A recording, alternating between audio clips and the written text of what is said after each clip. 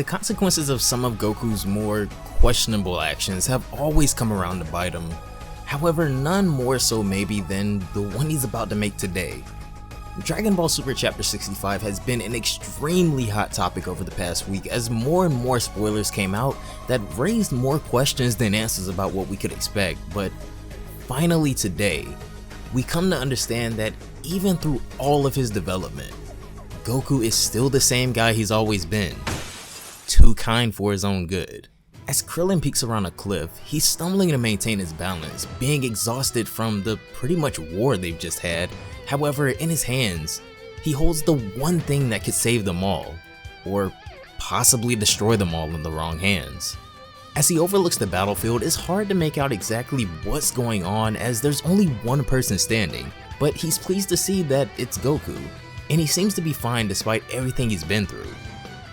Goku's mopping the floor with him, Krillin says excitedly as he sees Goku in Mastered Ultra Instinct standing across from a collapsing cliff that he assumes holds Moro inside. I guess he doesn't need any of these sensu beans after all, Krillin says, which I'm gonna go ahead and say is top 10 things said before disaster happens, and then we cut back to the battlefield. The epic battle between Goku and Moro has all but ended as we see Ultra Instinct Goku standing before his crushed opponent. However, he sticks his hand out and uses his power to completely crush the boulder, turning it to dust and sparing Moro for the time being. He commands Moro to get up, but as he stumbles to his feet, he notices Goku has disappeared, asking where did he go? This is when we see Goku has instantly appeared behind Krillin as Krillin turns around surprised to see his friend, but Moro notices them as well. However, he doesn't necessarily recognize who Krillin is. "I'll take those sensu beans, Krillin," Goku says, swiping the bag from his hand. "Wait, how?" Krillin stutters, but Goku is gone in a flash before he can question him at all. He appears back in front of Moro, and this is when Goku tells Moro that he'll spare him only if he agrees to go back to prison and never escape again. Moro of course agrees, and then Goku tosses him the sensu bean, telling him to eat it if he wants to be healed instantly, to the shock of everyone remaining on the battlefield. Moro looks at it suspiciously at first, but eventually he does take it and within an instant feels the effects. His limbs regenerate at an incredible speed as he comments how superior the sensu beans are to 73's abilities as Jaco and Krillin freak out from Goku's decision. Goku then approaches Moro as he tells him it's time for him to keep his promise, but Moro says naturally he is grateful for the favor. However, he isn't going anywhere just yet, at least not until Goku is to die by his hand, and he lunges at Goku who doesn't move a muscle, and this is where Dragon Ball Super Chapter 65 begins for us today.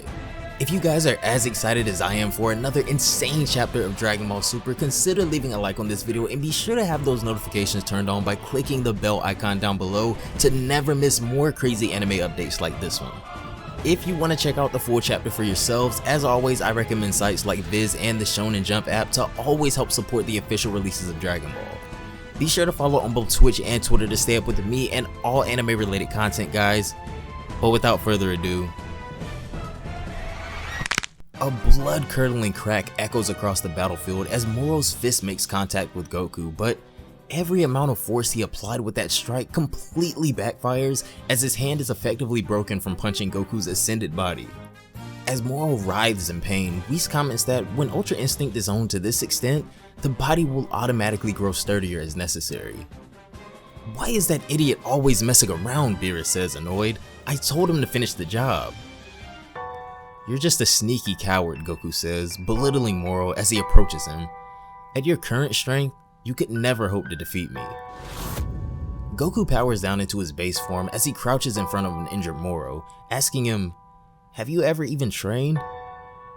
"I have not, obviously," Moro replies, to which Goku tells him he might have wound up even stronger if he had just trained instead of eating planets and stealing lives. Moro, however, doesn't think so, as he says training is a crutch for the weak. Goku hangs his head in disappointment as he says, "That's a real shame, cause I've never fought anyone as tough as you. If you were a decent guy, I'd love to fight you again after you've gone through some training." For some reason, Goku seems to be trying to level with Moro, but this is when Jaco cuts in, telling him to quit expecting some magical change of heart from a guy that's been terrorizing beings for millions of years and just finish him already. Goku agrees, but says he just wants to talk to him a while longer. This is when Moro slams the ground in a fit of rage, saying, "To think that I would be brought down by a tribe that emerged only a few million years ago." "You'll never enjoy freedom again, Moro," Goku says. "Now, let me ask you this one last time," he continues, as an eerie shot of the battlefield and Goku is shown. "Will you go quietly back to prison or not?" Behind Goku, above the pit of lava resting on the ground, lies Moro's other hand that was severed much earlier. Moro takes note of this as well, knowing exactly what that hand is and what it means for him if he's able to get it. "Which is it?" Goku demands. "I need an answer." Moro stumbles to his feet but declares that he'll never go back to that prison. "In fact," he goes on, "I'll continue to consume planets as I please."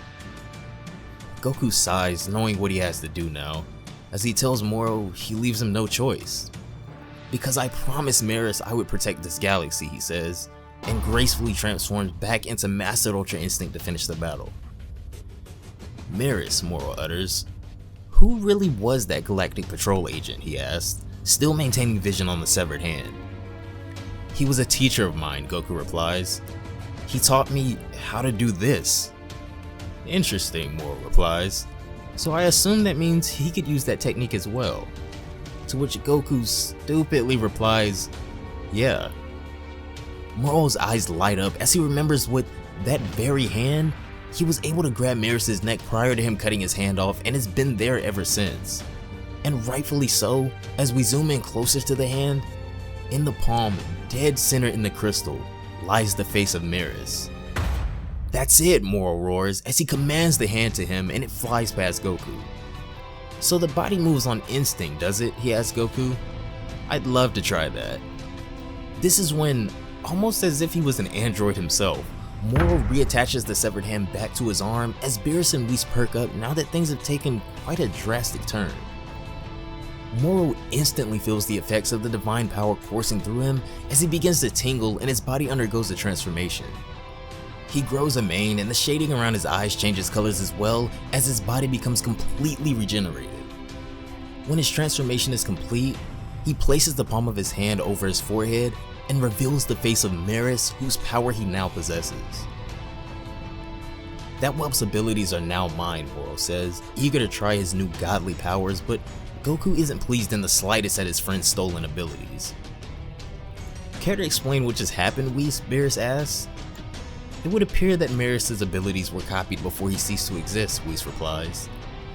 "That dope," Beerus says, clearly enraged now. "Can't stick a landing for his life." As the new powered up Moro approaches Goku, he lunges at him and knocks Goku back with a single strike, but even though he's sent across the battlefield, it doesn't seem to do much. Moro tells Goku to prepare himself, however Goku remains as calm as ever as they both assume their stances and within moments, the final battle begins. Goku and Moro both charge at each other, blazing with their full powers. However, before their fists collide, Whis steps in and zaps away all of the spectators, including Jaco and Krillin, to safety. When their fists collide, for a brief second, there's calm. But when the impact disperses, a massive shockwave levels the battlefield for miles that would have surely wiped them out had Whis not saved them. When the two fighters separate, Goku realizes the damage they're doing and how his friends were almost caught in the blast, so he tells Moro to follow him to a different location. As he tries to fly off, however, Moro instead opts to keep attacking Goku, thanks to his new abilities allowing him to catch up to him easily, and the two continue to go at it, with Moro commenting how amazing his body is moving now. Goku continues to dodge his attacks and then flies off again to try and change the location, this time at a much faster pace than before. Moro accepts his challenge of trying to catch him and the two race off around the planet at a speed only the gods themselves could follow. Moro splits himself into two in order to cut Goku off with his magic, and with a kick sends him soaring into the ground below. As Goku gets back to his feet, Moro lands before him, saying that he also has his magic, which gives him an additional leg up. "You think so?" Goku asks. "Then try a little harder."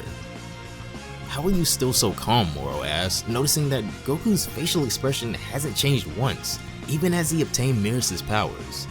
"I want you quaking in fear," he says. Goku goes on the offense this time, charging at Moro, and Moro is forced to block Goku, who's moving at a speed too fast to dodge now. Goku crushes his arm with a kick, but with his new powers, Moro's arm regenerates to full health. "It's pointless," he says. "My body becomes tougher to compensate, all on its own now." This is when his arm becomes a disgusting, bloated limb that he swings at Goku, who easily dodges it. He flips above Moro as his fist makes contact with the ground and kicks him in the back of the neck.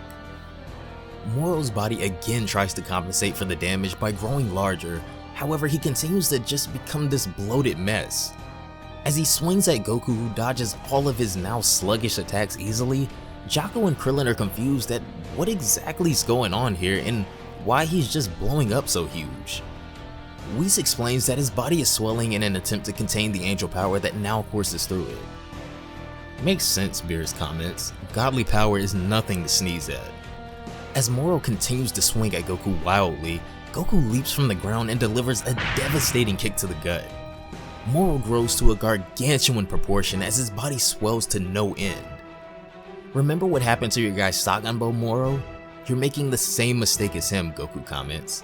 "I only mastered this technique after honing my body to withstand it.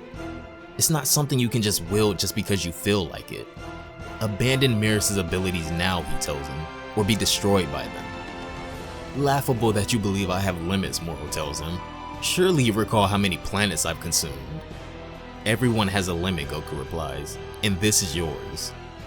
Moro angrily lunges at him in a last-ditch attempt to destroy him, but Goku easily dodges, and when Moro tries to grab him, Goku flies around him and kicks him in the back of the head, laying Moro out in the sand. Moro moans about needing a body that can withstand this power with his face buried in the dirt, but as Jocko and Krillin cheer for Goku's victory, Whis notices that this battle is still not over. "Goku," he calls out, "if you intend to defeat Moro, kill him this instant. Backing him further into a corner past this point is unwise." Whis' voice seems to snap a bit more sense into Goku than usual as he immediately agrees, probably sensing the same, so he lands behind Moro on the ground. "This is it, Moro," Goku says as he prepares to blast him to dust. However, when we take a closer look, it appears that Moro is somewhat in the ground. As Goku becomes suspicious, the ground begins to shake, and this is when Moro's face appears behind Goku, bursting out of the ground. Moro's head comes completely out of the ground, and as he opens his mouth, he unleashes a devastatingly powerful mouth beam to the shock of Goku that he's unable to dodge and lands a direct hit. When the smoke clears, Goku has withstood the blast thanks to his new abilities, however he's shocked to see what Moro has become. "I've become one with this planet of yours now," Moro says, scowling at Goku through the earth. "Behold, I've done away with my limits." "Is this seriously happening?" Krillin shrieks, as they all stand shocked at what's transpired now. "So it's come to this," Whis sighs. "What do you mean?" Krillin asks, to which Whis explains that in order to withstand angel power, Moro has merged the earth with his own body, which means that your planet now shares Moro's fate. Killing Moro will mean destroying the earth itself, Whis says, as even Goku is shocked to hear what must happen now. And beyond that, Whis continues, his swollen energy will detonate, possibly destroying the entire galaxy. Moro laughs maniacally as his final plan comes full circle as he dares Goku to attack him. Goku, now at a loss on what to do, stands shocked as his own terrible decision immediately costs him that which he promised to protect.